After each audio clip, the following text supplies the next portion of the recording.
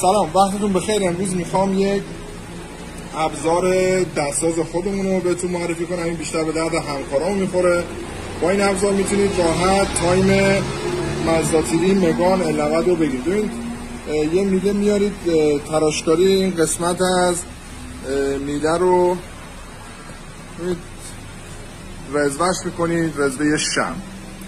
بعد پیستون 2-3 پایینه، کف نقطه مرگ پایینه. ببینید اینجا اینو میبندید به این قسمت، میره سر پیستون. حالا خیلی فشار ندید که پیستون آسیب ببینه، در حدی که موتور قفل بشه. موتور دیگه نه عقب میره نه جلو میره.